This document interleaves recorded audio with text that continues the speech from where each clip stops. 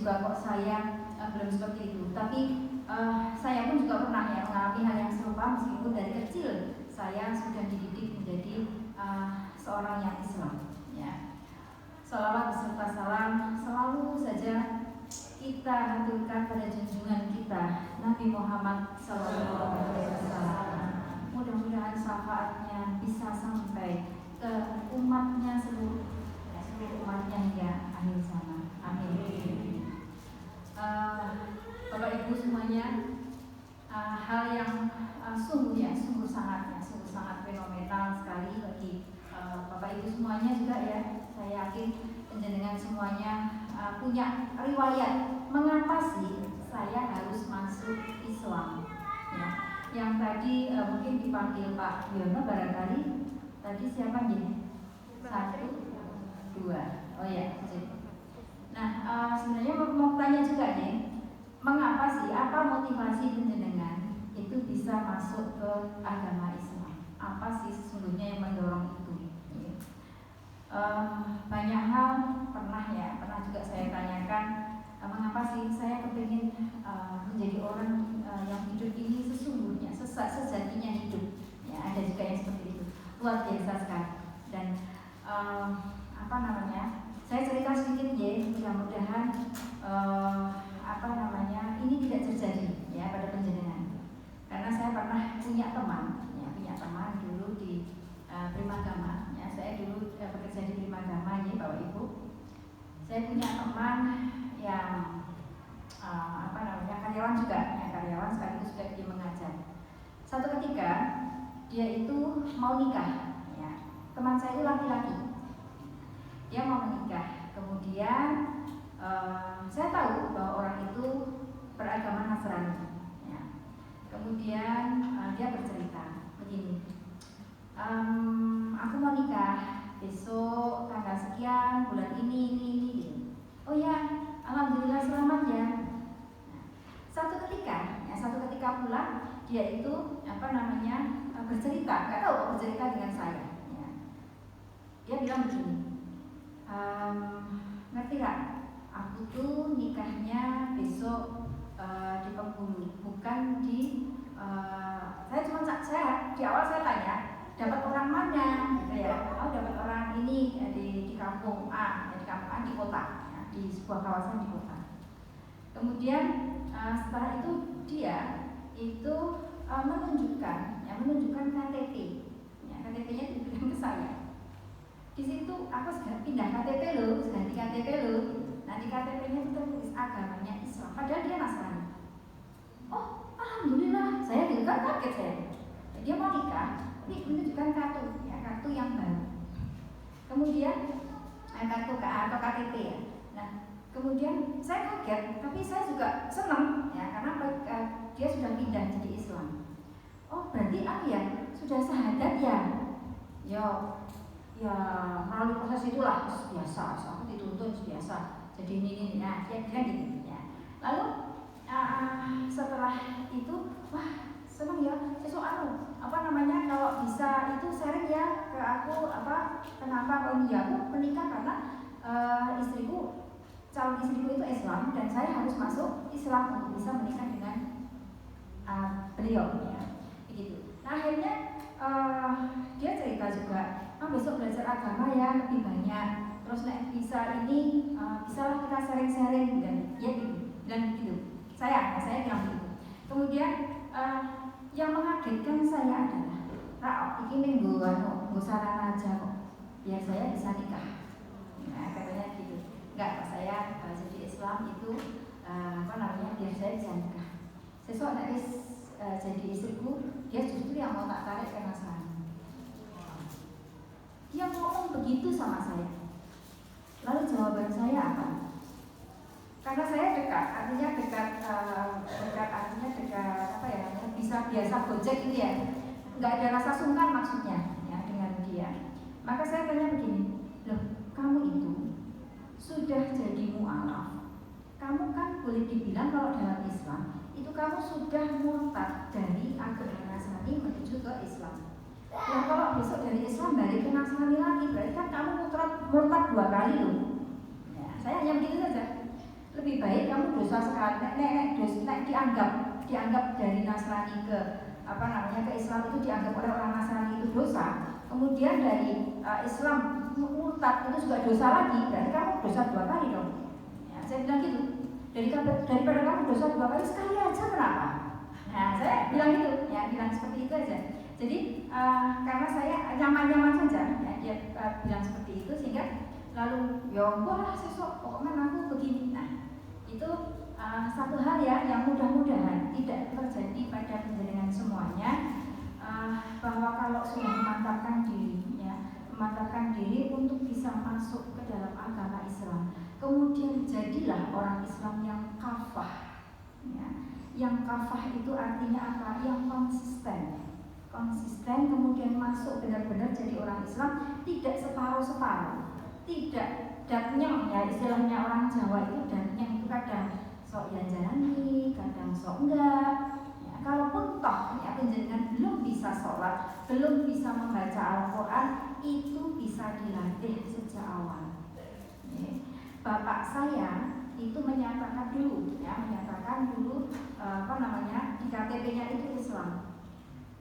Tetapi dasar saya dulu anak kecil, ya, saya itu anak kecil yang tidak terlalu tidak terlalu paham juga ya akan agama Islam. Tapi saat SMP itu saya bertanya kepada guru agama Islam dan saya diberitahu bahwa bagaimana caranya biar bapak saya bisa sholat.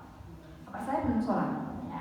Saya sejak SD diajari sama simbah saya untuk bisa sholat, ya, simbah dari ibu, untuk bisa sholat. Kemudian setelah itu saya bisa sholat sampai dengan SMP, tapi bapak saya belum.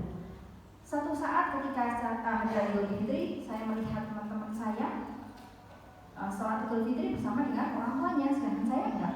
Saya hanya bersama dengan adik saya. Mary enggak? Mary, ya. Nah, itulah pangkalnya. Saat bapak saya mau menjalani Islam, saya hanya bilang, Bapak, jalani guru. Nah, gitu.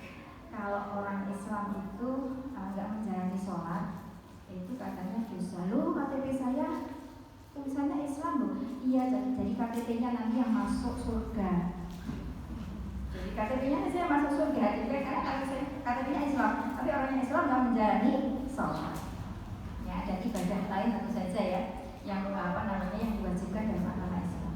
Nah, ini yang membuat bapak saya kemudian bisa juga masuk ke Islam dengan kafah. Ya, artinya apa? Artinya bukan hanya KTP saja, tetapi juga menjalani ibadah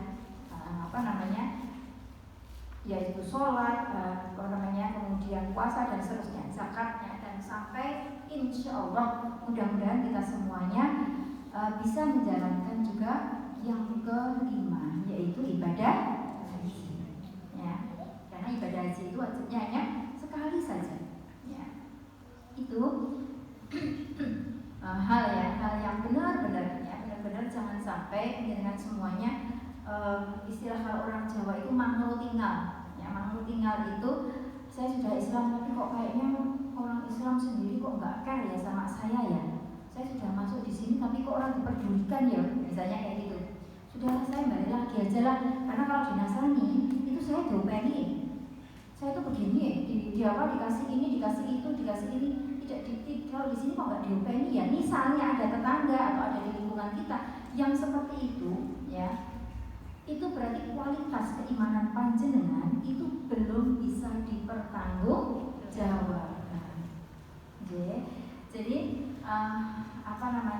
monggo ya. Jadi perkuat iman dan Islam kita itu dengan baik. Ya, kenapa? Karena insya Allah di Al-Quran sudah disebutkan bahwa Islamlah ya yang nanti akan dibawa Allah menuju jannahnya. Ya, luar biasa Bapak Ibu, dan yakinlah bahwa dengan sesungguh-sungguhnya yakin. Kalau kita menemui kesulitan apapun, teman kita, saudara kita, sama muslim, insya Allah kalau dimintai bantuan pasti mau. Entah itu aku kok belum bisa sholat ya, bacaannya sholat itu kok masih berdal-badul, nggak apa-apa. Bapak saya dulu juga saya minta untuk ke masjid hanya untuk apa? Istilah orang Jawa itu rubuh-rubuh gedang. Rubuh-rubuh gedang itu apa? Sholat ikuti imam saja lah, nggak tahu bacaannya nggak apa-apa. Ya sudah, Allahu Akbar, Bismillahirrahmanirrahim, diam. Bisanya hanya Bismillahirrahmanirrahim. Syukur kemudian ditambah dengan Al-Fatihah, tambah lagi dengan bacaan surat-surat pendek, ditambah terus ditambah, ya. Sehingga terus belajar dan terus belajar. Yakinlah, ya Bapak Ibu, yakinlah Allah itu pasti akan menunjukkan jalan kepada kita semuanya untuk bisa menuju jannahnya. Kalau kita itu benar-benar berkeinginan untuk tetap istiqomah di jalan Allah, yaitu di agama Islam ini dengan kafah. Itu saja nih Ibu dan Bapak, menurut hal yang sedikit ini mudah-mudahan terpatri di kita semuanya. Janganlah kita itu justru belajar agama Islam dengan baik, dengan luar biasa. Ada nih ustadznya dengan luar biasa, dia mendalami betul apa sih itu isi Al-Quran dan sebagainya, tetapi dia lalu menyerang salah satu ayat itu dipakai untuk apa? Untuk menyerang orang Islam sendiri. Ya, jangan sampai itu justru malah membalikkan kita. Jadi itu mohonlah selalu bimbingan kepada Allah, ya, agar kita selalu dijaga, ya, insya Allah. Ya. Dan lebih kurang banyak kurangnya saya mohon maaf, dan billahi taufik wal hidayah. Wassalamualaikum warahmatullahi wabarakatuh.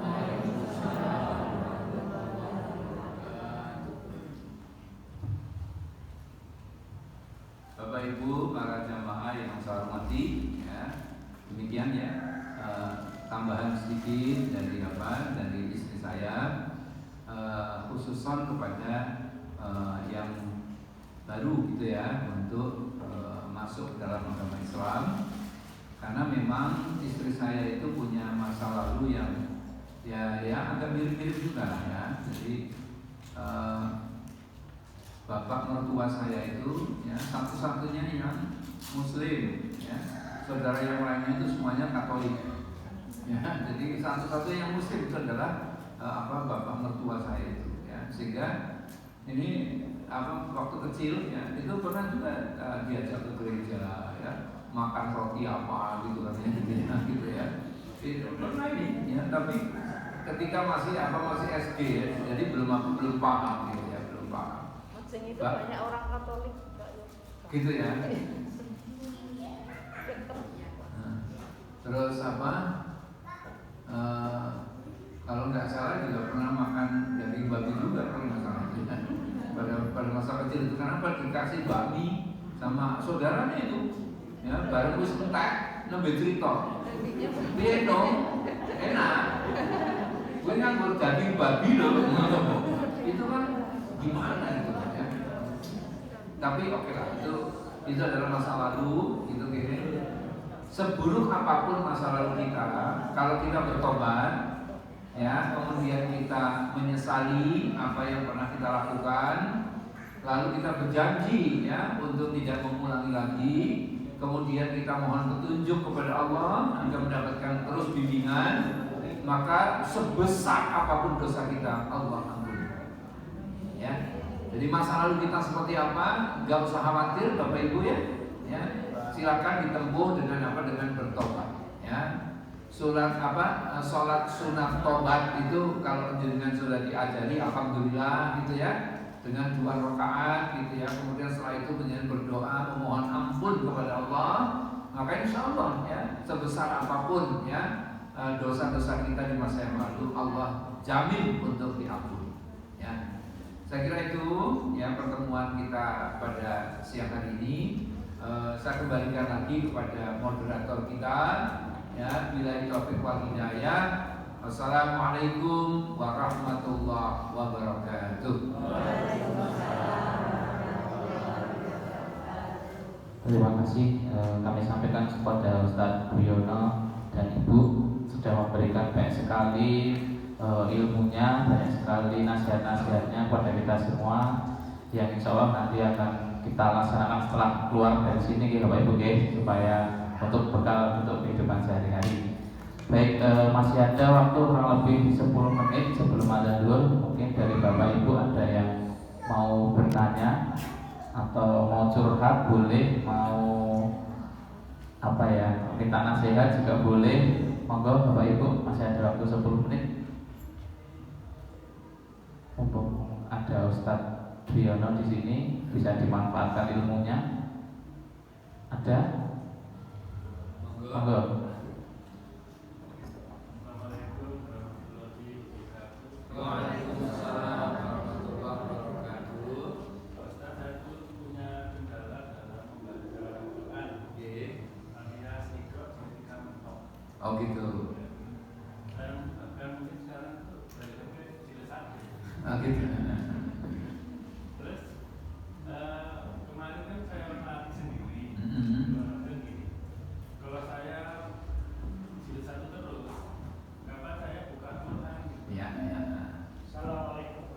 Waalaikumsalam warahmatullahi wabarakatuh. Inilah yang kita tunggu-tunggu. Nah itu Pak Ustaz, jadi saya kan kalau jilid 1 kan saya bertanya kapan saya bisa baca Quran dan Quran itu. Terus saya katakan sendiri.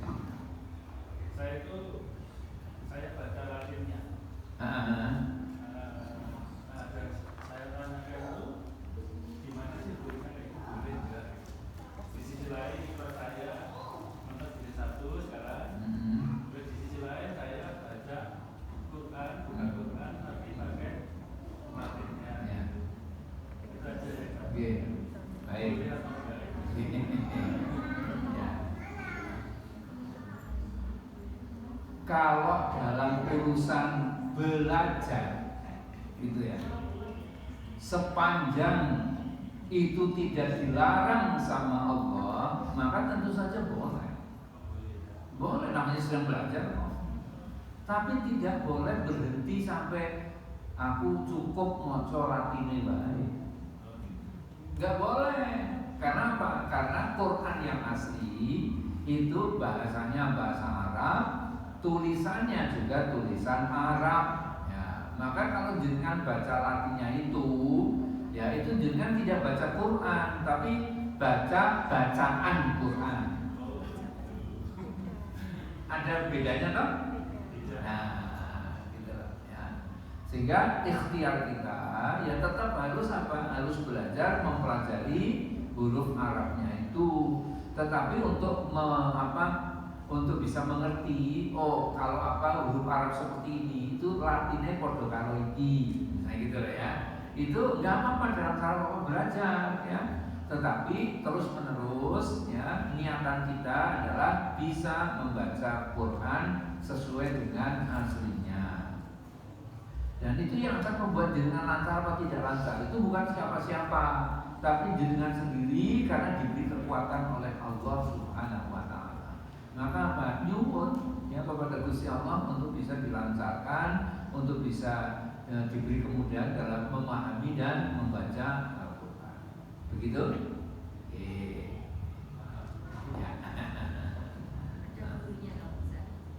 Ya gurunya ini loh gurunya.